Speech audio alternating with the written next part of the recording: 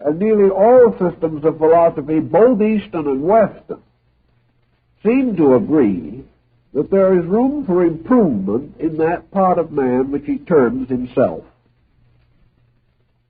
If, however, he assumes that this person, this self, is merely a long ray of divinity, then he is against a rather complicated situation, because a divinity under these conditions would seem to be the inevitable cause of absurdity in a great many cases.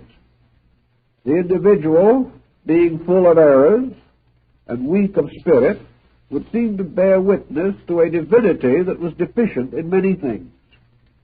Neither Eastern or Western philosophy will accept this. They will not accept that the God power in any organism is in itself inadequate. Rather, the attitude is that we are mistaken in attempting to determine what part of man's nature is essentially divine. That we have substituted in a subtle way mind for spirit. That we have assumed that intellect is the highest part of man, and that to the degree that he thinks, he is divine, even though his thoughts are not divine. If, however, the mind was the God in man, we could scarcely face the history of civilization and explain it rationally.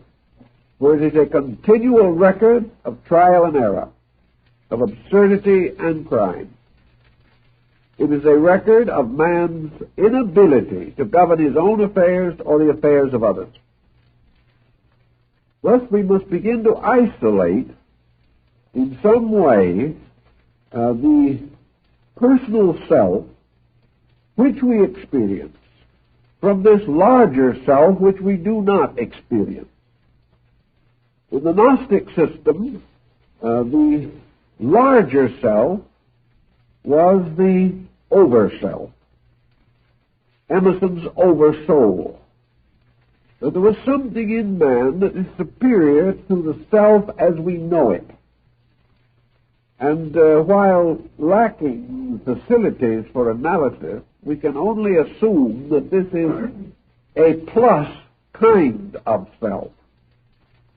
We must assume that inside of man there are also levels, and that the level of the mind is not identical with the level of consciousness itself.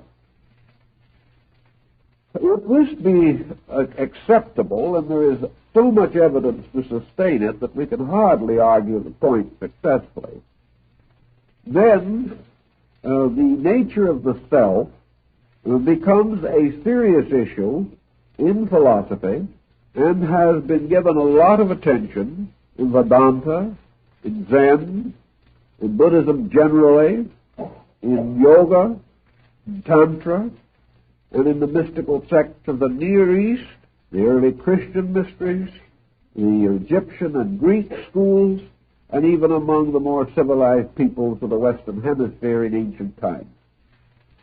Every nation, gradually ascending the cultural ladder, has come to the point where it has had to face the source of right and wrong as social forces. And the only way in which this source could be found, apparently, was within man himself. Therefore, there has to be a fountain of right and wrong in man. Now, right and wrong do not necessarily become identical with good and evil. Right and wrong seem rather to be correctness or incorrectness of judgment. An individual does not always do wrong because he is evil. He makes mistakes because he is ignorant. We cannot necessarily convict the ignorant person of being evil, but he certainly is not in a condition of internal resource to achieve the greater good for all concerned. Therefore, rightness to our common thinking becomes a proof of sound judgment, wrongness of unsound judgment. And man is capable of both forms of judgment. and whatever part of man is therefore polarized between right and wrong judgment cannot be regarded as infallible.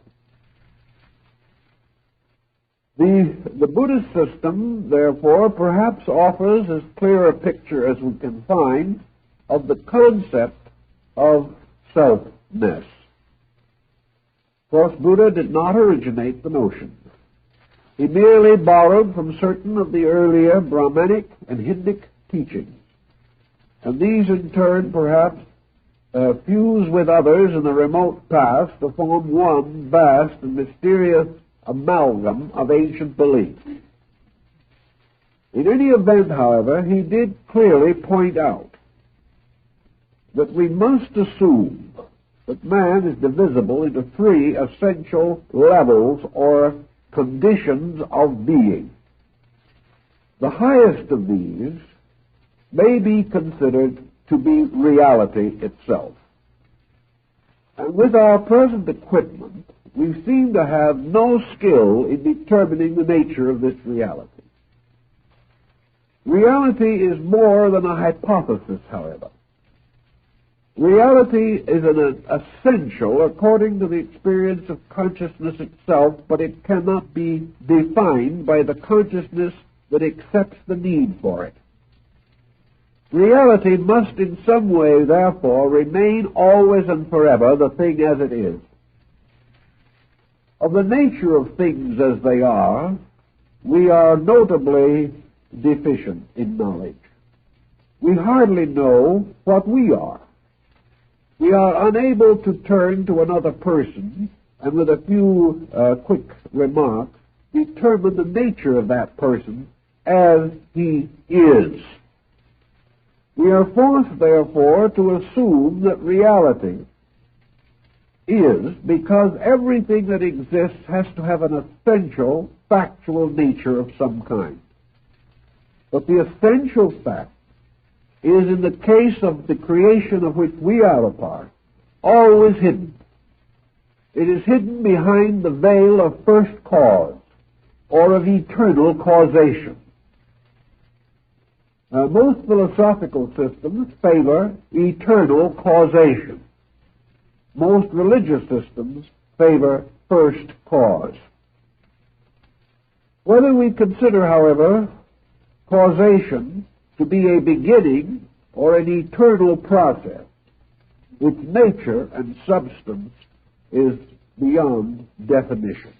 We have never in the history of human knowledge been able to create an ample and sufficient definition for the nature of absolute being. And there doesn't seem to be any probability that we will do so in the near future.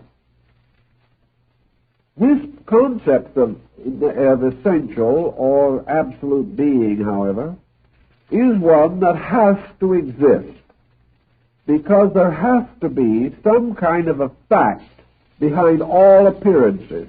For all appearances are themselves aspects of fact. All living things must therefore bear witness to life, even as all intellectual things must bear witness to intellect. All created things must bear witness to a creating force, pressure, or principle.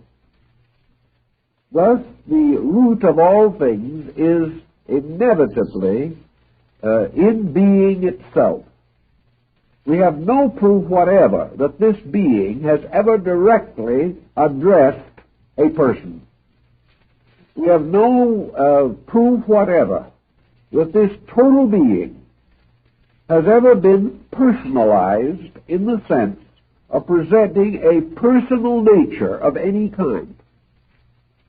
Yet we are assured that this unpersonal or impersonal thing is the source and root of an infinite diversity of personalities.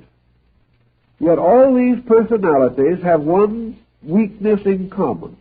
They are unable to adequately define their own source. Now, this is the primary of the Buddhist concept. And the concept of the condition of this is, of course, concealed under the general terminology of the Mahaparinirvana, or the state of absolute, unconditioned existence. This is the goal of Southern Buddhism, with the monk attempting the complete elimination of all conditioned existence to restore identity with an utterly unconditioned existence. To do this, he must cease to be a being or person. He must no longer have any of the conditioning or qualifying attributes of mind, emotion, or sensation. Assuming that such a condition would be conceivable, Western scholars have generally taken the ground that to remove all of the attributes by which the individual can experience or interpret experience must leave this individual in a vacuum. Therefore, that actually parinirvana is extinction.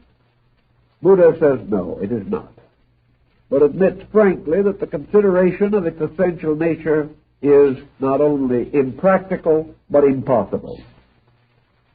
The second sphere or area of Buddhist contemplation, therefore, is what might be termed in modern psychology the subconscious nature of man. The subconscious nature of man is an area of subjective growth. This area of subjective growth surrounds the central core. It is made possible because the core exists. It is made possible because the essential root energies of the subconscious are derived from this thing which is not well described as superconscious, but is certainly extraconscious so far as we know. This so-called subconscious, therefore, is built up not from the conditioning influence of being, but from the conditioned influence of environment. The subconscious world, with its psychic pressures, its psychic problems, and all of the various records of psychic intensities, must therefore be held to be a subjective personality. The subconscious is not essentially different from the conscious external person. Rather, it is the submerged part of the objective consciousness, which, like the iceberg, has most of its mass submerged. Thus, the so-called objective personal consciousness of man is a fragment floating on the surface, and beneath this surface is the greater part of the mass of this nature, which we call the subconscious.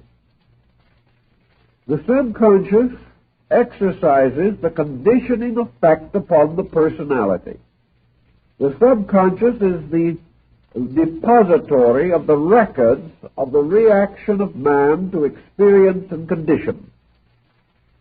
Therefore, into the subconscious, as into a capacious memory, is gradually stored away all the experience phenomena that we know.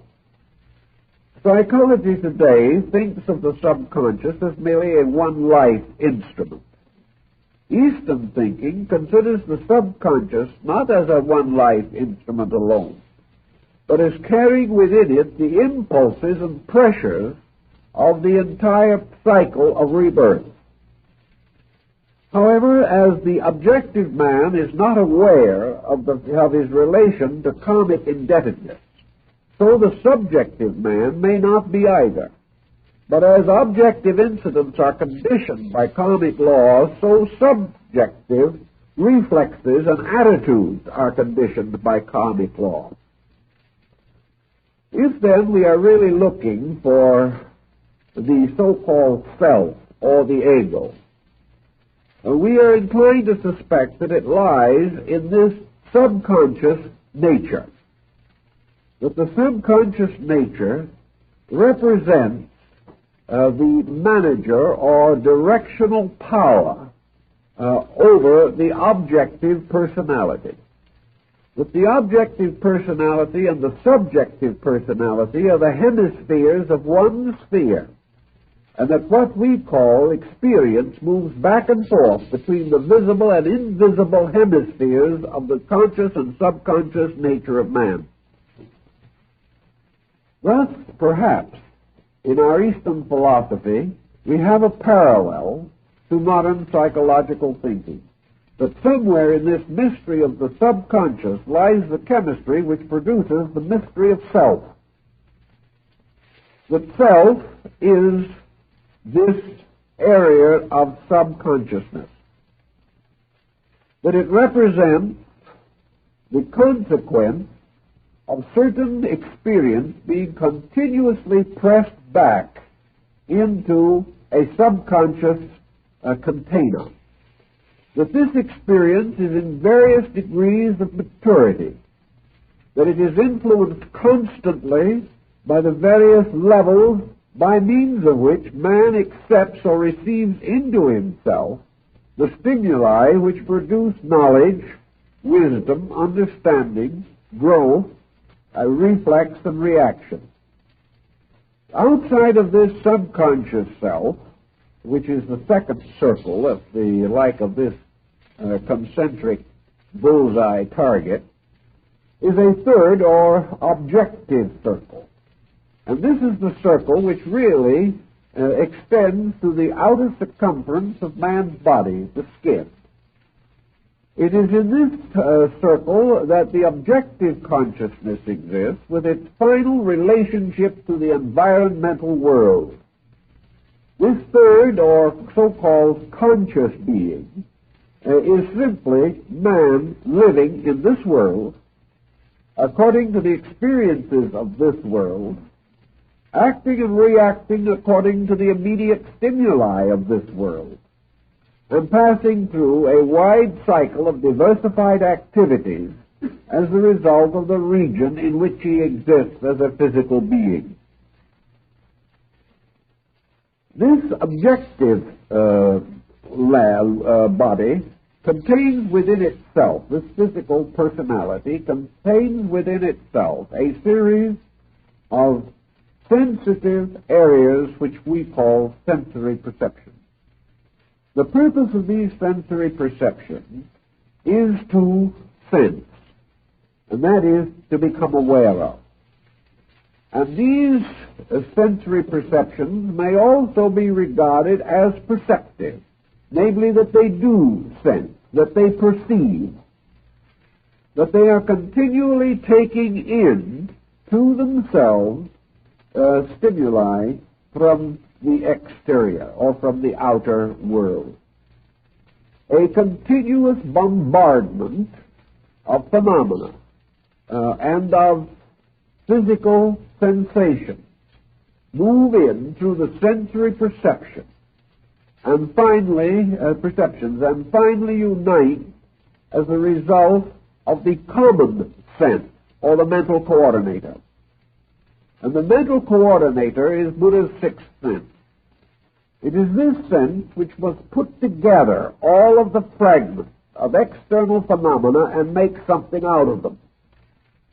And what it makes out of them causes the individual who possesses this instrument to suddenly declare, "This I believe," or "This now becomes evident to me." Or perhaps with a little greater gusto he will say, "This is so."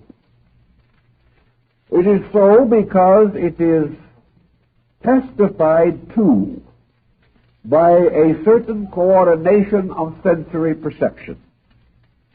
Yet we know from the beginning of existence that these sensory perceptions are not infallible. We know that under normal conditions they are usually adequate. We know that if the individual does not abuse them, or if they are not injured, or in some way lose their proper sensitivities, these sensory perceptions produce a constant stream of testimony. And that these testimonies are reasonably consistent with the phenomena over which they exercise sensory power. Thus, when the eyes say, this is a tree, we have a right to assume that the tree is there. Although, of course, we must agree with Aristotle that the word tree gives us no clue as to the real nature of the thing we see. It only represents its shape and the species which we have associated with it. All the terms by means of which we make meaning out of perception are terms which we have applied to the various things that we receive by sensory impulse. But there is no denying that when we say there is a table, there is something that for all practical purposes resembles a table. There is no doubt that when we hear a sound, that what we hear is our own interpretation of a rate of vibration, that this rate of vibration has been recorded and is being carried into the mental coordinator within ourselves, where the nature of this vibration is more clearly differentiated, and we decide whether it is concordant or discordant. Thus, we are constantly receiving these testimonies. But the next problem that we have to face is that all operations of sensory perception depend upon the condition of the organism through which they pass. Not only must we consider the nature of the thing seen, but we must also figure the nature of the thing seeing, if the validity of the phenomena is to be determined. Now, there are certain common things about which this validity problem is comparatively unimportant. If a number of us at the same time seem to see that it is raining, it is probably raining. Our testimonies of sense perception will leave no great difficulty of understanding this. But no one yet in this world has ever been content to let it rain. Whenever rain is noted, something has to be done about it. Wherever we turn in our way of life, sensory reflexes are subject to continuous interpretation. And interpretation is nothing more or less than previous experience applied to new experience. The individual forever seeking to solve the mystery of the unknown by recourse to that which is already either known or believed. If it is already known, his new interpretation may be adequate. If it is only believed, his new interpretation may be inadequate. So constantly and continuously in our way of life, phenomena entering into the experience of man through the sensory perception is subject to modification in that most vital of all areas, the mental coordinator. We know outwardly, for example, that if a person goes to school who has no interest in the subject, he will not learn well. Now, one of our problems today is to try to determine what kind of education is suitable to various persons of various attainments and attitudes. It is quite obvious that what we cannot use in this world, we almost certainly abuse. What we cannot understand, we must inevitably misunderstand. We are so constituted that this is the way life operates. If this be true, then, this determination of the nature of phenomena is subject to the continual interpretive power of the mental coordinator. And this mental coordinator has in turn a very conditioned kind of existence. Because for the most part, this coordinator builds its philosophy of life from its environment. Thus, an individual, we will say, looking out into the world and seeing a world torn by war, as we have at the more or less at the present time, certainly torn by the constant fear of war. The coordinator receiving the continual sensational justification of the general misery of external conditions may gradually become atheistic, because there is no evidence to that coordinator through its constantly increasing experience with externals that there is anything good in the world. This coordinator, however, in the midst of all of the confusion and war, may experience personally the significance of affection, regard, or love. Suddenly the coordinator receives a new kind of testimony. But this testimony may be met with the gravest of suspicion as the result of other testimonies from society as to the present condition of human emotional and social relationships. So what we gradually have is a mental coordinator contaminated by its own external environment. Just as a child brought up in a very unhelpful environment may have its moral nature disturbed simply because this disturbance is constantly carried into the coordinator. The coordinator can have no opinion or no attitude superior to the sum of the interpretation of the sensory perception. Thus we have a little closed package here, a little circuit of circumstances, in which the individual, having been set in a belief by any situation, begins to censor his own sensory perception. He declines to accept as valid any sensory message that conflicts with the opinion of the coordinator, who now becomes a little despot. He now becomes a little fixation, perhaps utterly intemperate, utterly intolerant, completely bigoted in some way.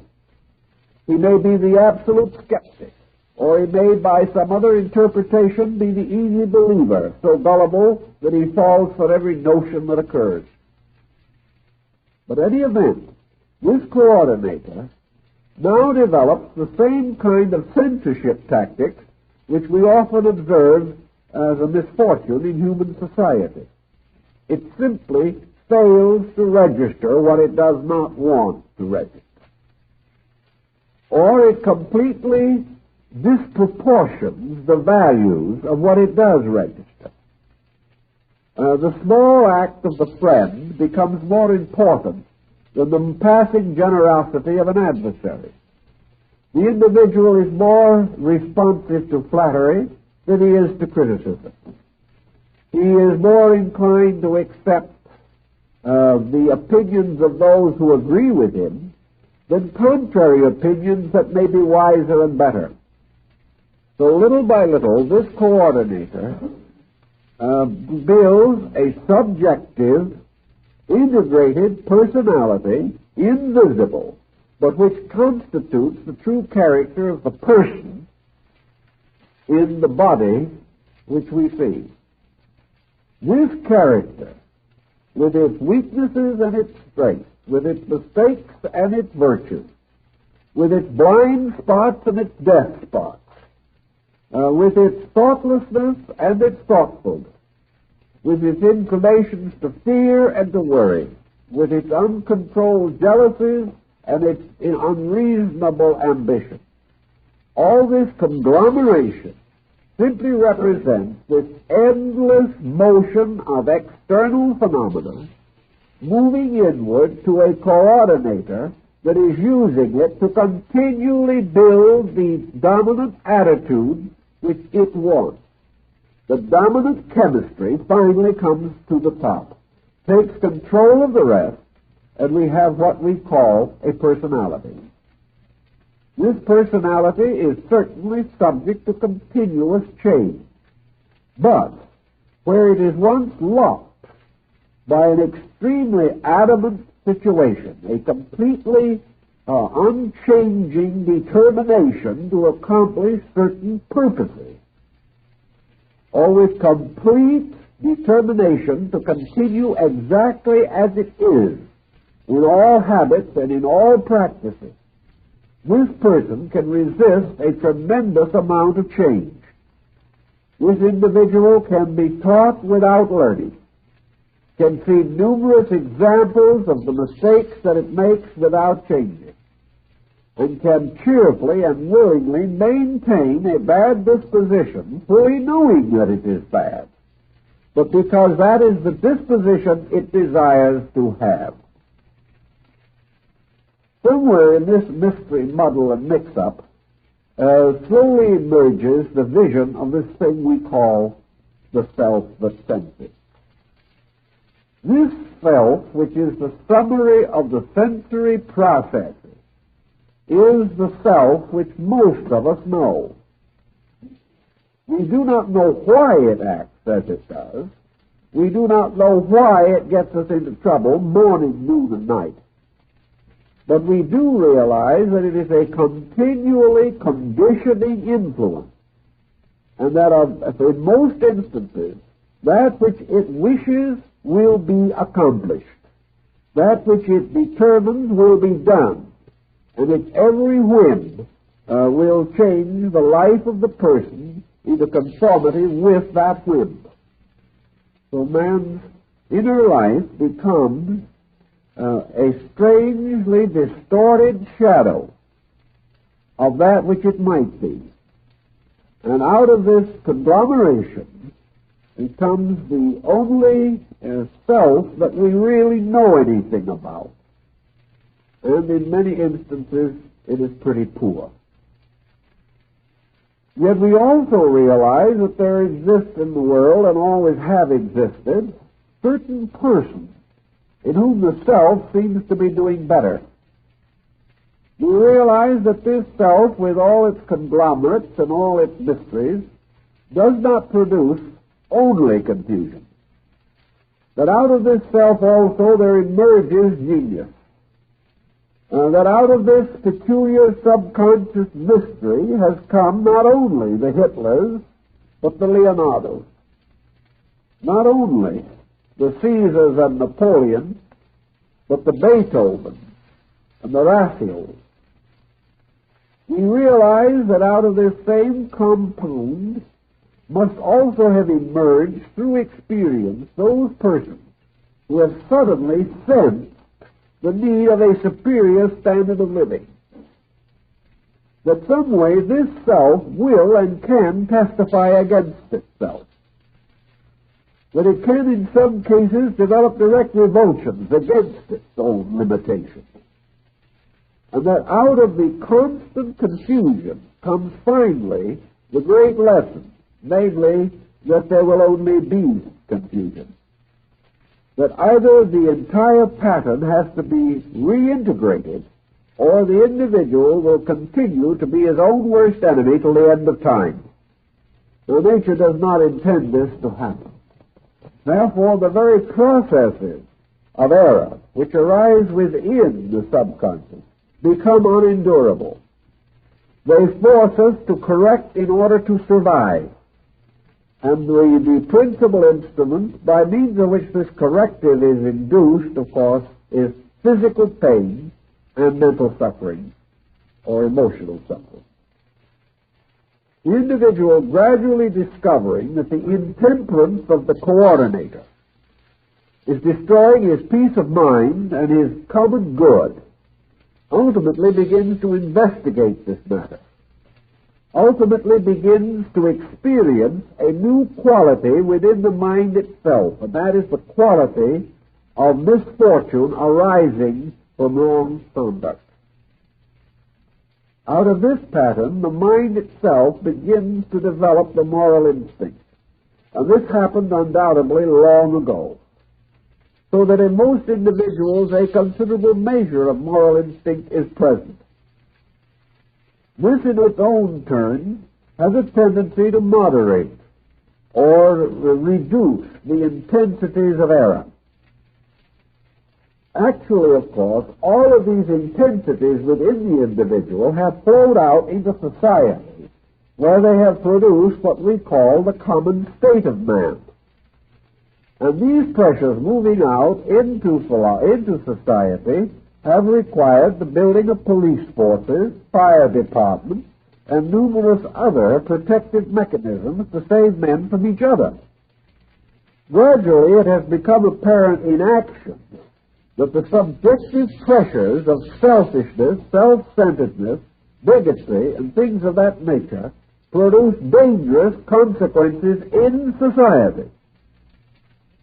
In substance, the ignorant individual cannot get along with others and cannot be safe from the ignorance of other people any more than they can be safe from his. Out of this obvious situation, another type of experience mechanism comes into manifestation. By this experience manifestation, the individual learns from his own mistakes. He also learns by seeing other people make his mistakes or similar ones. He observes what happens to them as a result of doing the same things that he does. He observes a common disaster. He finds that others come to the same sorry end that he has. And from this comes the gradual building of the experience of a pattern of utilities, a pattern of things which must be done or must not be done if the general security of the group is to be preserved. As the general security of the group is essential to the comfort of the individual in an organized society, he must gradually take greater and greater cognizance of the group. He must gradually assume his part of the social responsibility for the group. He must cooperate with others. He must contribute to the common productiveness of his kind, or else the general situation deteriorates so rapidly that he himself is imperiled. This is another cycle of information moving in upon the person. So as man lives in a world in which just about anything imaginable can move in upon him, and some things he can't imagine, just as he can not only be moved in upon by realities, but by his own interpretations of realities, he is not only living in space, but he can populate this space with the extensions of his own imagination. And this population can also move in upon him. He is the victim of his own imaginings just as much as he is the victim of factual conditions. And his own imaginings differ from facts to the degree that his own common sense is distorted. Little by little, then, he finds a very interesting and intriguing situation. He is caught in a kind of a vice between an upper and lower millstone. He is unable to completely extricate himself from this constant process of interchange by which new phenomena is continually moving in upon the sensory coordinator. And the coordinator, in turn, is moving out certain impulses, certain instincts, appetites, and attitudes which set up new reactions outside, and these reactions, in turn, move in. It's out, in, out, constantly. This gets to be what might be termed a psychological rat race. Things get more complicated all the time. The individual is like the character in Alice in Wonderland who runs and runs and runs and has to in order to stay where they are. They never seem to be getting very far. And this coordinator changes so slowly and becomes so continuously burdened with external phenomena that it is very difficult to know just exactly what the facts are at any given time. We know, for example, what must have happened to the mental coordinators of millions of German people during World War II, when their entire common sense was completely befuddled by one man, Adolf Hitler. This man's appeal to a certain level of frustration was so great that probably one of the best educated groups in the world lost its mind and its common sense. This can happen and can result in a most hideous condition. All these pressures, however, move in from the outside, and nature has set up the coordinator in the mind to make sure that false pressures do not take over. However, this coordinator is toxic because of the vast amount of false pressure that has already accumulated. It is also without the final means of solution. It is bombarded too continuously, and the individual is doing very little to actually equip this coordinator for its job. Actually, the mind could stand quite a bit of training. But the kind of training it needs, it does not get. So the coordinator has nothing done to help it to grow. It has to work only through trial, error, and suffering. So the time comes when we so-called educate the mind. We send the individual to school for over 20 years on the ground that when we do so, we are now going to have an individual who knows how to think. He graduates, but he does not know how to think. He has been taught perhaps to make a living. He has actually been trained out of a large part of his common sense. He has been taught things which have valid meaning only in the small economic and industrial structure which he calls modern society. Anything that might help him, save him, clear him, bring him into organization and integration is probably missing from his education. So the coordinator has no help. It can only continue to take in this tremendous amount of phenomena and try in some way to put it into reasonable order. Most of the reactions of the sensory perceptions have become toxic. The integration is no longer good, and this coordinator, therefore, becomes little better than a bookkeeping system for passing opinions, notions, and pressures. Having achieved so little with its own nature, it then becomes the basis of this thing which we call the self. The self which is merely a symbol of what probably we will have to do next, of the only thought we could have at that particular moment, because it is the only thought that he gets pretty much puffed up over the whole thing.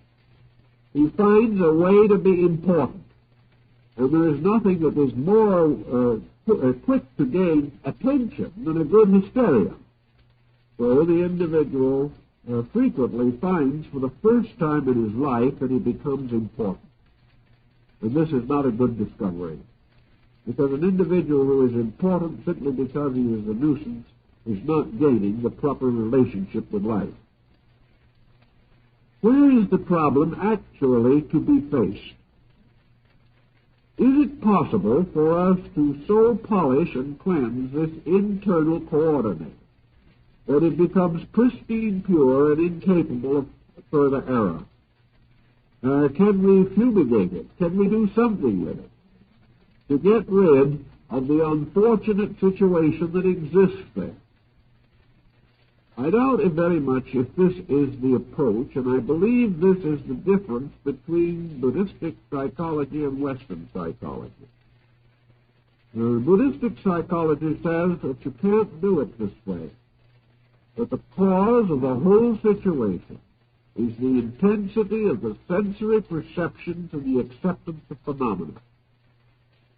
That the correction has to be made in connection with the intake of material. That the individual can only finally put his life in order when he provides through the sensory perception a reasonable and factual group of evidences. And only when the mental coordinator is relieved of the pressures contributed by the constant supporting of previous opinions.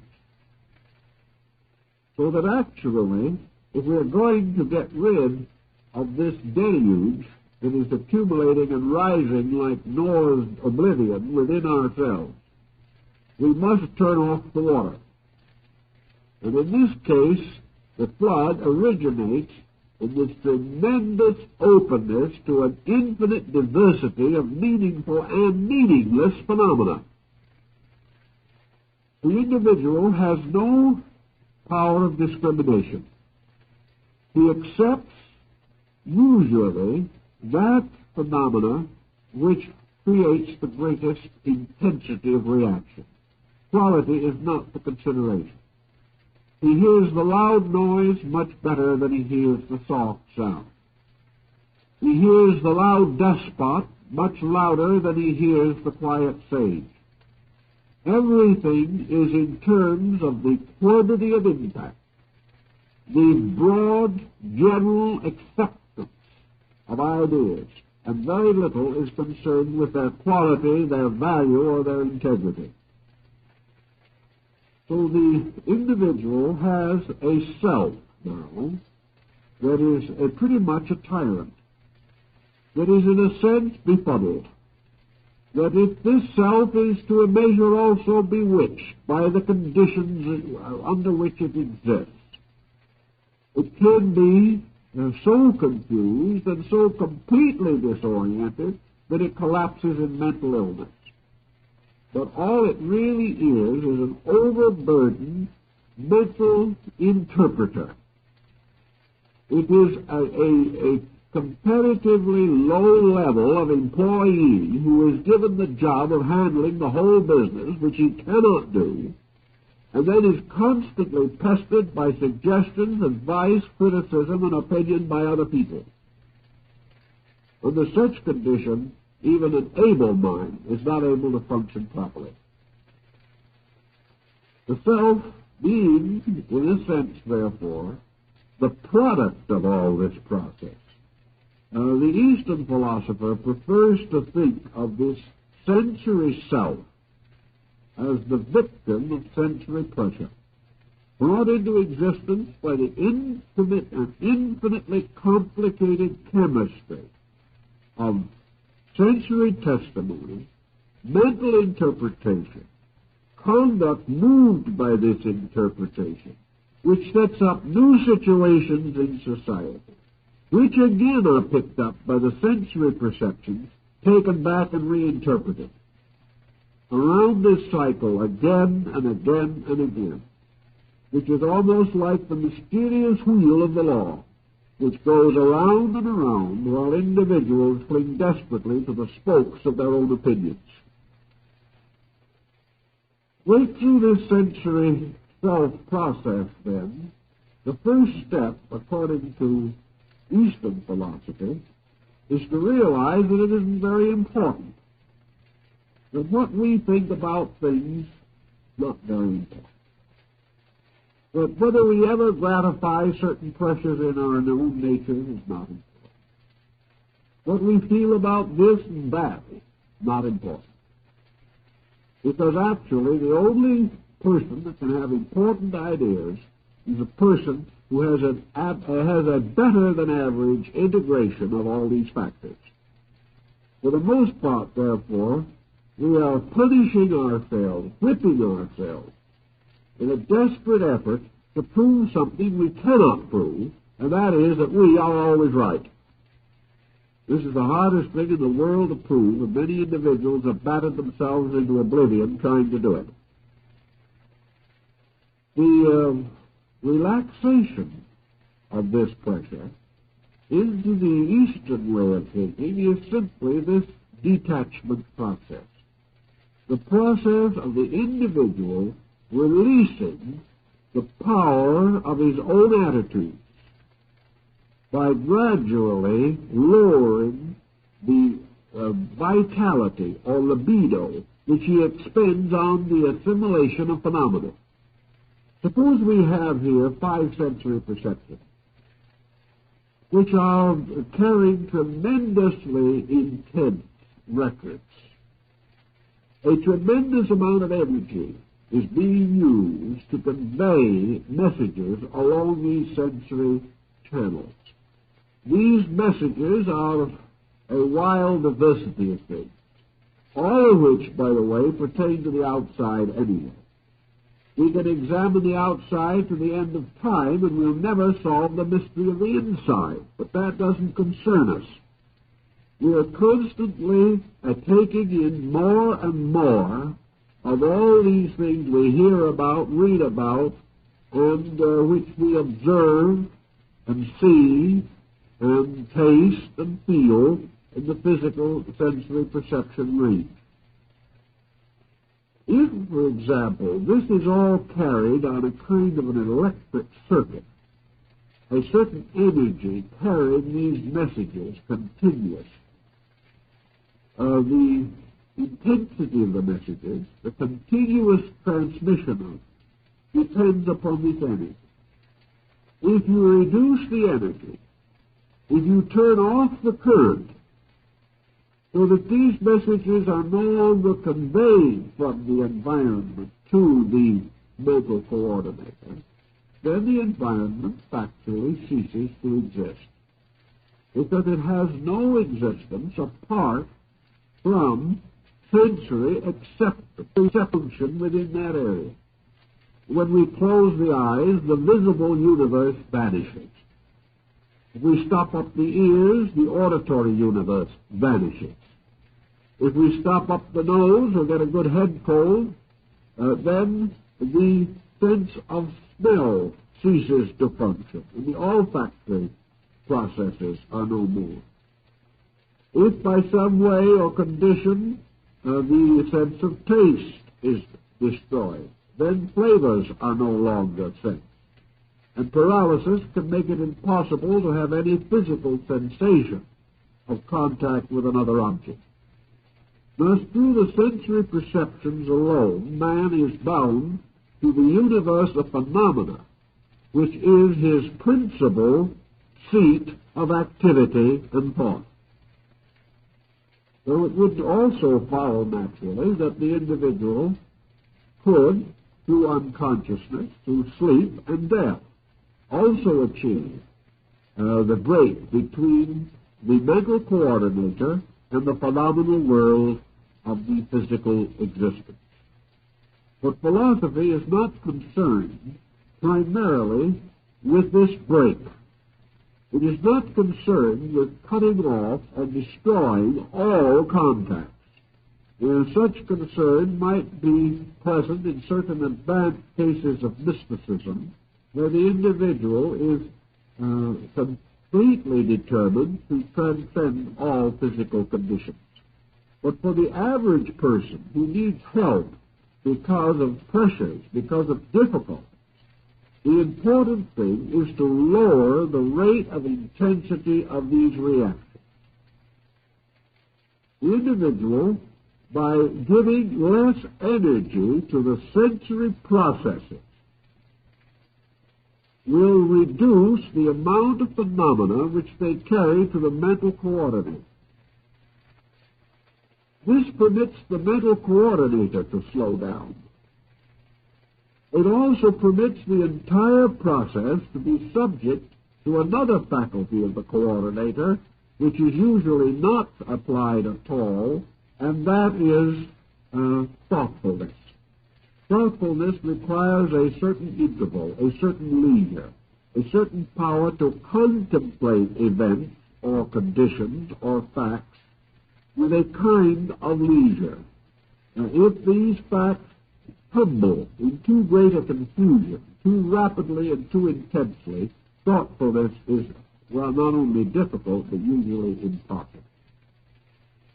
So the problem comes of slowing this entire machinery down until it becomes controllable and directable. It is necessary to slow the traffic on this psychic freeway before everyone trying to drive the freeway is killed.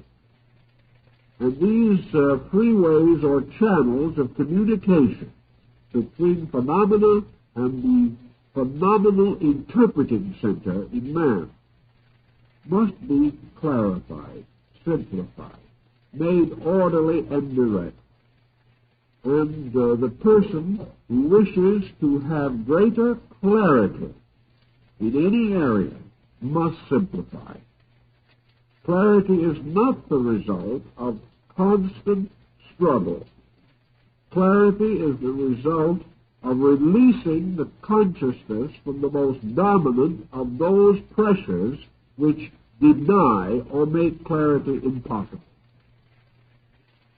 To do this, in Eastern philosophy, the individual is taught certain meditative disciplines, the tendency of them being to bring internal reaction, not to paralyze the sensory perception, but to direct it, to condition it, so that its testimonies will be more comfortable, more pleasant, and more meaningful.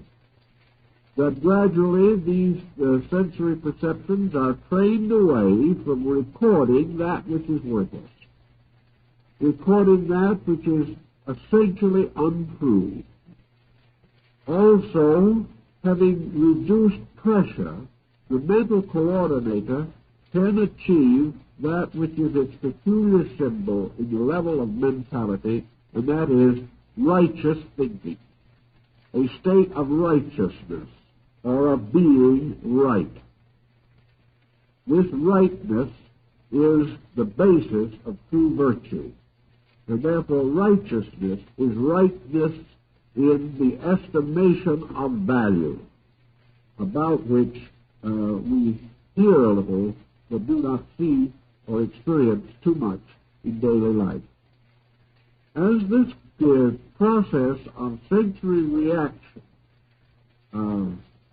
is slowed down, we then learn another lesson.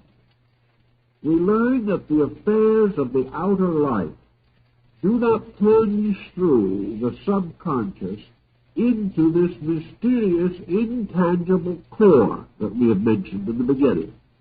In other words, the subconscious is not an open road into the eternal being behind man. This eternal being is non-operative as far as objectivity is concerned, so that the cycle of awareness does not penetrate beyond this mental coordinator, which is therefore properly to be described as the ego, or the sattva, or the self. The substance of all this conglomerate process together is the activity which we consider very often even spiritual, but which really is spiritual only in the peculiar definition of being vital, that it has vitality in it. It is not spiritual in the sense of having any virtue in it, any particular, real, or essential meaning. It is animate, but not truly living, because it is a series of intensities which are constantly pushing each other and themselves, moved on by the mysterious power of the human will. The sensory gamut, or the sensory perception, might well be likened, therefore, to gates leading in to the subconscious. They are also the same gates which, in another way, have to be used to reduce the internal pressure. Like the sacred bridge, traffic moves both ways. And on this problem, there should be this constant release or relief of that which is accumulated inside as pressure. Now, pressure can be released if it is constructive. And pressure, if it is no more constructive than steam, can drive a steam engine. But the average person, psychologically speaking, discovers that almost any release of pressure results in detriment. He finds that his pressures are sickly. He finds that when he permits them to break through, they damage it. They damage his outer life. But this can only mean that they are already damaging his inner life. So the release of these pressures through the outer life as a primary means of clarification is merely to throw confusion from the subjective to the objective. Now, we may say this helps. It might help if the process could be paused to terminate there. If we could accept this subconscious pressure into the consciousness, rationalize it, organize it, survive it, and finally cast it away as our necessary refuge. If we could free the body of it, as we might free the body of toxins by catharsis, we might be all right. But the unfortunate problem is that as we are working with this load, a new load is developing. The very processes of eliminating set up situations which create a new load. The individual trying to extrovert some frustration breaks the law and goes to jail. A new group of pressures set in, moving back into a psychic integration with all the discontent and unadjustment of what he may well consider to be an unjust sentence. Everything continues to build up pressure. The only point in your Oriental philosophy where this pressure can stop is when we no longer feed it. We must get at its fuel source. We must get at the cause of the pressure itself. And the cause of the pressure is the continuous acceptance into an organism of certain dangerous stimuli from the outside. This, then, is the beginning of your concept of mysticism, both in the East and in the West. We have in Christian mysticism the great sense of asceticism, which has been as strong in the West as it has been in Asia.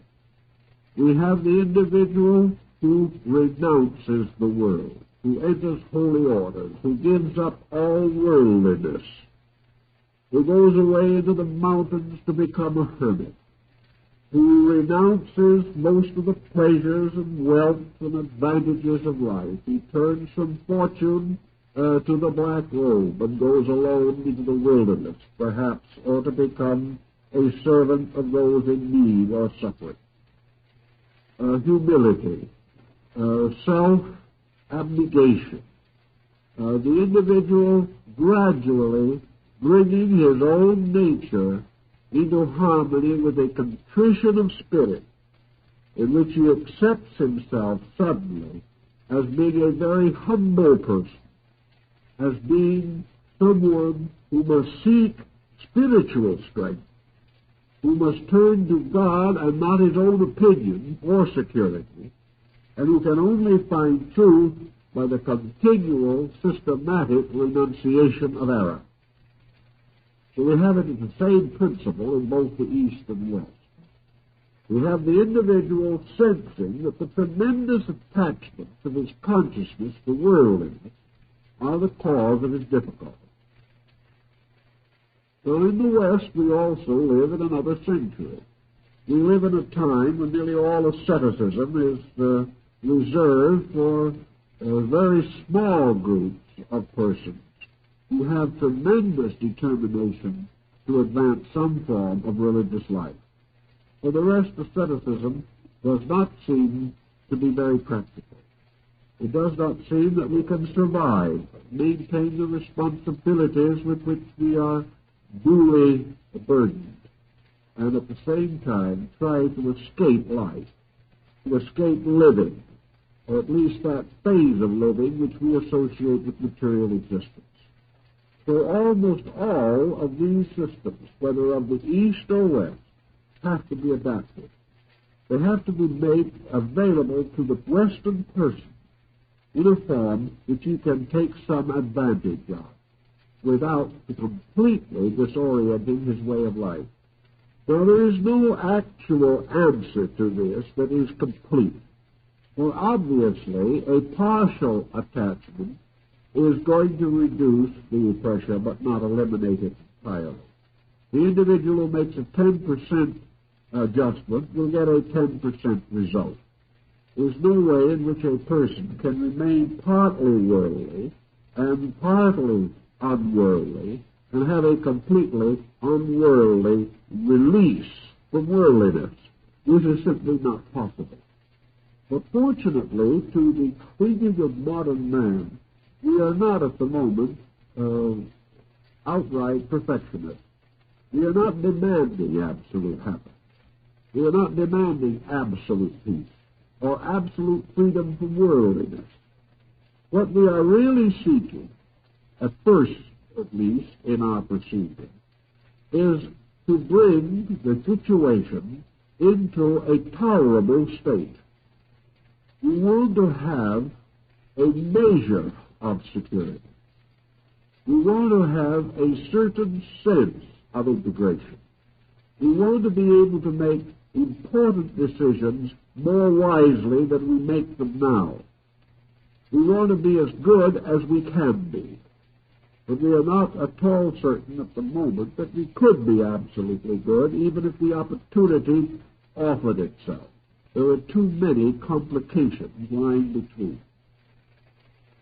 So instead of saying to the individual, leave the world, cause the end entirely of this fueling of the machine of the sixth senses.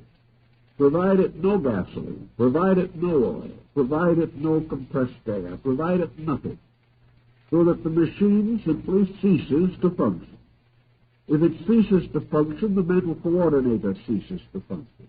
And in the end, you have the paranirvana, or the complete extinction of the objective being.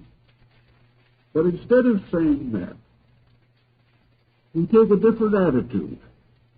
We say that it is perfectly conceivable that between a miserable state of subjective existence, such as we know now, and the ultimate in which we have no existence, there is the possibility of a middle ground. And that middle ground is to have a comfortable, pleasant, happy, and well-adjusted subconscious. It can still exist, but it doesn't need to be the endless botheration that it is to most folks. We might not say, I'm ready to dispose of both my outer and my inner life. But we might be able to say, I will make certain corrections of my outer conduct if it will give me an endurable, happy, and normal inner life. If I can enjoy a good subconscious, I will accept that at the moment as being enough. And this, of course, is exactly how the great concept of Mahayana Buddhism came into existence. Because the paradise of Amitabha, suspended between the outer illusion and the absolute perfection, is this paradisical sphere of the individual with the happy subconscious. The happy subconscious being equivalent to Dante's Paradiso, which is suspended between heaven and hell. The person who has a happy, comfortable, internal life may have considerable desire to enjoy it, may feel that he has a right to be the person he would like to be, that he can do gracious things, that he can have beautiful thoughts. If he reaches nirvana, it may not be possible for him to listen any longer to some of the very fine Bach compositions. And he's very fond of Bach, and he likes a little occasional diversion in Beethoven. If he goes into absolute paranirvana, he will not enjoy the beauty of the sunset anymore. He will not have the pleasure of gathering with his friends, the old Chinese sages in the bamboo grove, and writing good poetry for the common amazement of each other. There are a lot of pleasant things. He will not hear the laughter of children anymore if he retires forever into the foreverness of things. So that is not, even particularly with Western man, and increasingly so with Eastern man, as he begins to take on more and more Western conditions, and where the idea of comfort and success becomes strong status symbols. The point is no longer, to the average person, the complete rejection of the sensory machine and its functions. What is rather now sought is to feed this machine a kind of fuel which will enable it to pass through its processes in a quiet, orderly manner, without tormenting the mental coordinator, and will allow this coordinator in turn to put together the lovely and charming elements of a beautiful mosaic so that the final picture is delightful, constructive, useful, and inspiring. This is what the average person, I think in both the East and West, would want for today. This does not deny that he may have the sense or the value that the beautiful mosaic, like the great palaces and temples of the past, will ultimately crumble, that all conditioned existence must actually and finally be unsatisfactory. This he may admit, but he still feels, and probably rightly, that for him the growth from the conditions that he knows to some state utterly beyond his comprehension is a slow and arduous one. And it is easier for him to go by single steps than to plunge into a situation for which he has no real aptitude. So we begin to work on the diet of the coordinator. We do not start essentially by fumigating the subconscious. We start by conditioning what we will permit to go into it. Here we take an objective stand, based not necessarily always upon our own judgment, because our own judgment is arising from this coordinator and may not be sound. But we are also subject to the tremendous traditional pressure of ideals. In this same world that is giving us so many difficulties, there are also great structures of high and noble aspirations. Just as surely as we are confronted agelessly with the selfishness of man, so we are also confronted through time with the lofty unselfishness of man. We begin to see and realize what constitute the great lives, what constitute the real, essential, illumined purposes of dedicated human beings. And we are able, gradually, through the sensory perception, becoming responsive to these things, to develop a certain attitude of determination, by which we begin to censor this process. Now, how we censor it is not the subject of this evening's talk, but we will come to that also. The principal purpose of the moment is that it is censored. And by degrees, we censor what goes in. And that which goes in must become the basis of that which is inside. It must be the food of the subconscious structure.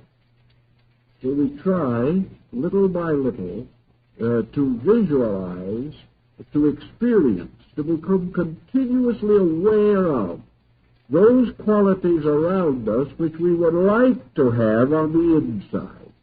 And this brings us to the next step, of course, which in the Eastern philosophy is the use of the mandala.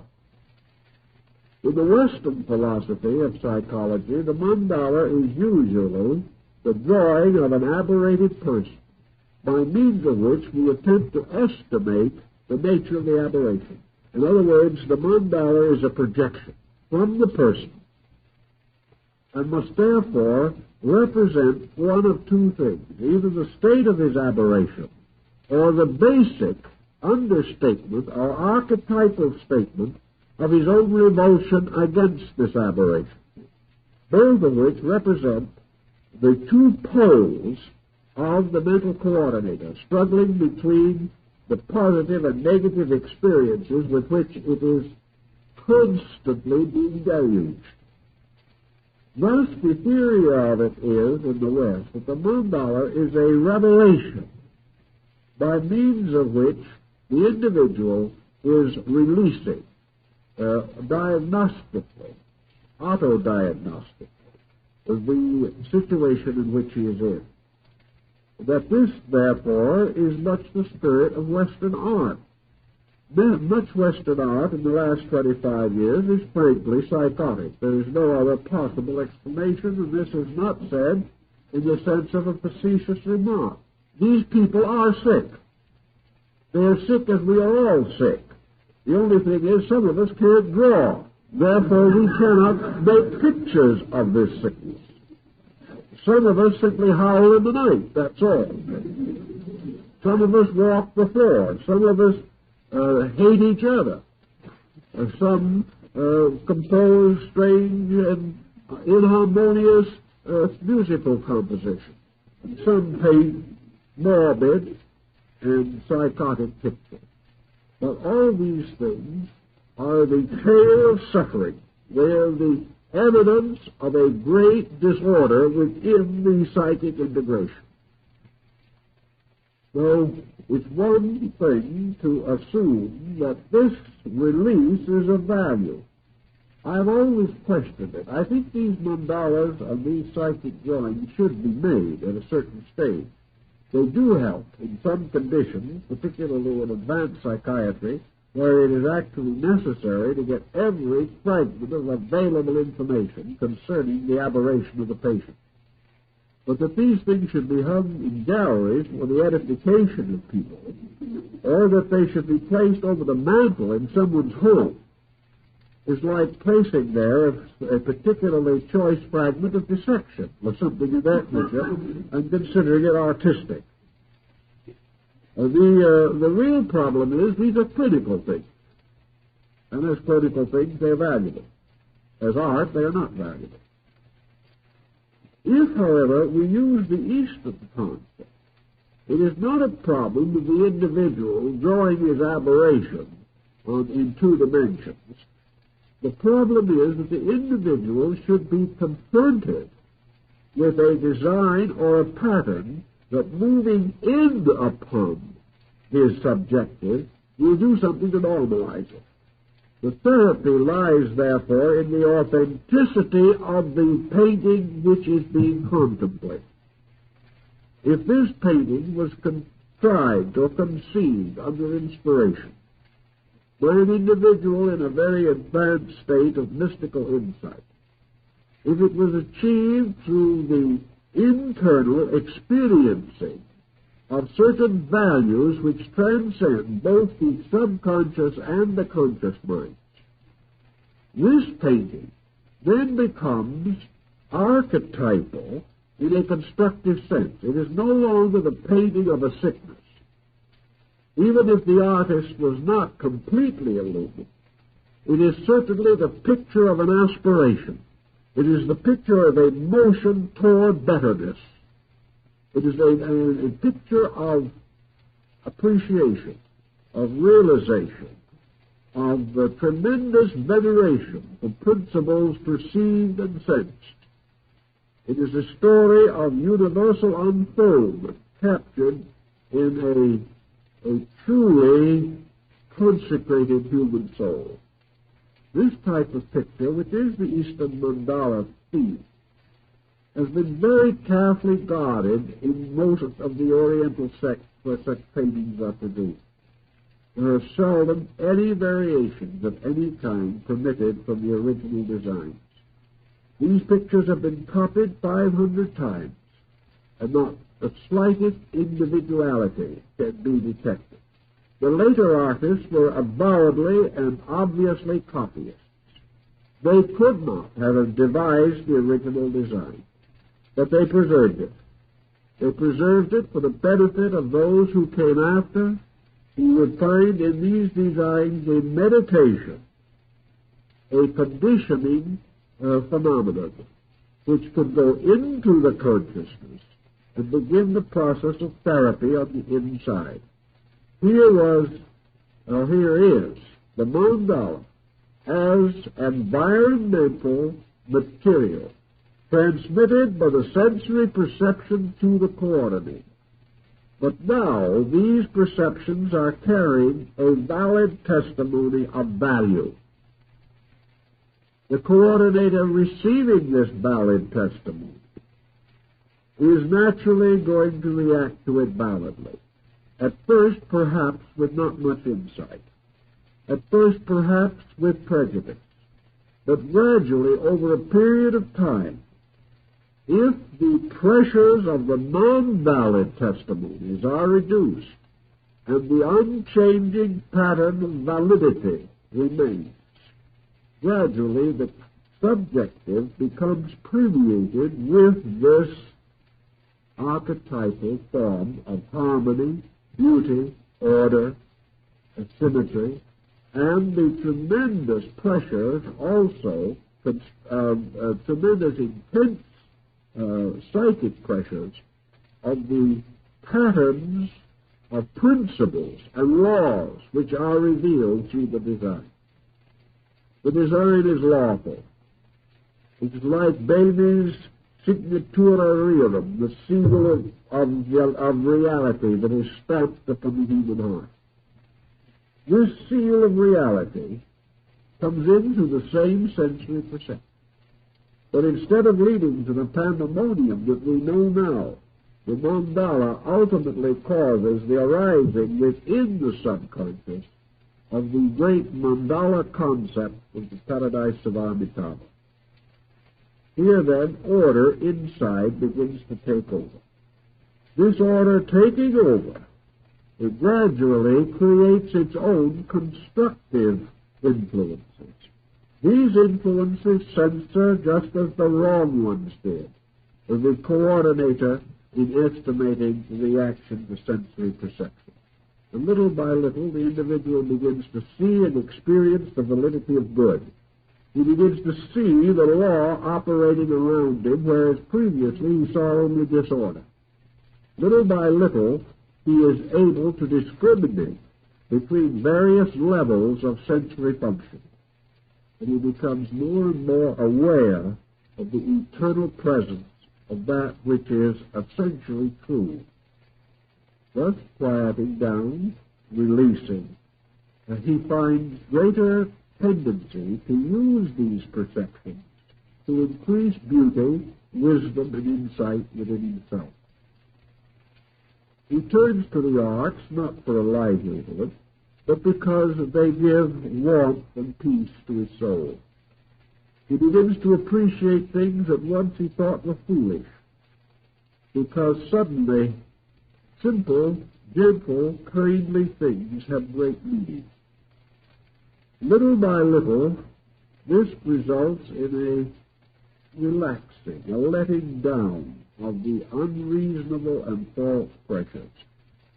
The nature still lives in this world, it still functions here, it still does its daily work here, just as it always did. But it is in this world, but not of it. It continues to meet every responsibility, but it cannot be hurt by the illusion of world.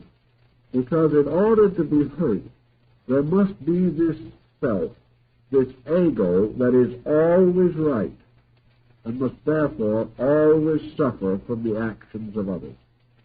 The moment this ego principle relaxes, the moment we have no longer the great determination to be right or wrong, as soon as we have no vice to defend and no virtue to defend, we simply relax. And in the relaxation, we become right. We take away the pressures, and normalcy is that which remains when pressure is gone. In all these mystical systems, good is not something to be cultivated as a separate thing. You cannot water it and fertilize it and expect it to bear fruit. Good is normalcy. It is the reasonable. It is the right. It is the thing as it must be and as it should be and as it really is.